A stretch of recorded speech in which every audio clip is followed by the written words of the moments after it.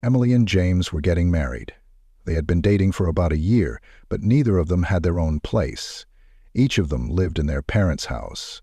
They went to visit each other, but they wanted to have their own place to live. They discussed renting an apartment, even though it would be hard on their finances, as they were both just starting their careers and had limited savings. The high cost of rent in their neighborhood combined with other expenses was daunting. Rent was a luxury, but in the back of their minds they hoped that the issue could be resolved in another way. James was aware that Emily's parents owned a second apartment. Although Emily hadn't envisioned that marriage would include obtaining the property, James believed it was only a matter of time before her parents offered it to them. After all, they couldn't have their daughter spending money on rent while owning an unused property. Of course, seeing how serious the couple was, Emily's parents offered them a second apartment. Emily was over the moon. She didn't dare ask for it herself, as she had been raised to believe that nothing in life comes easy.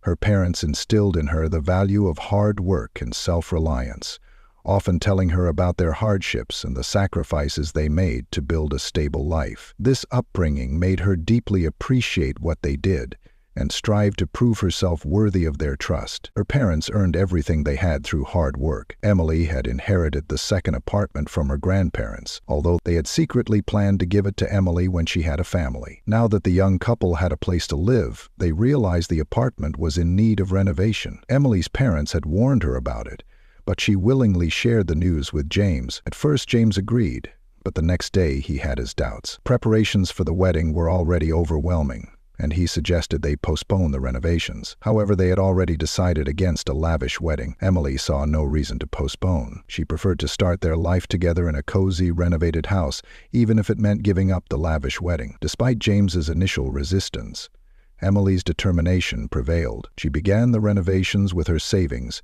and made no financial demands on James. When it became clear that her savings would not be enough to cover everything, her parents transferred the missing amount to her account. James explained that he had no savings as he was just starting his career in IT with a modest salary. He had big dreams of advancing in the technology industry, but the entry-level position he held barely covered his expenses. Balancing work and saving for the future was difficult, and he often felt overwhelmed by the competition in the field. His mother helped him financially by paying half of the utilities and buying groceries. Although Emily's parents believed that young couples should earn their own money, they couldn't resist helping their daughter. James helped with manual labor during the renovations, but hired professionals did most of the work. Emily managed the project and cleaned up after herself, determined to make their home perfect. When the renovations were completed, James's mother, Margaret, came to inspect the apartment.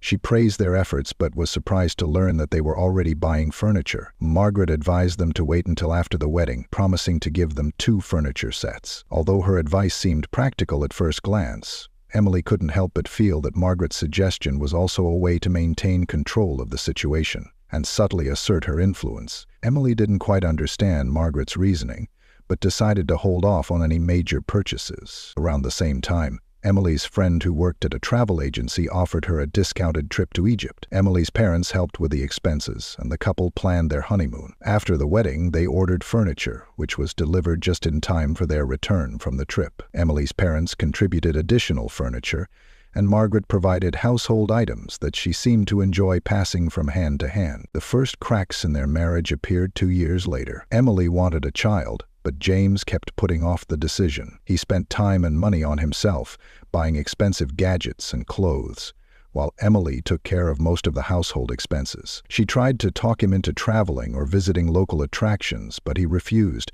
claiming he was saving money, though it was unclear for what purpose. Eventually, Emily became frustrated. She discovered that James had no real savings and his finances were deceptive. One day, James suddenly announced that he wanted a divorce. Emily didn't take him seriously until she received a subpoena.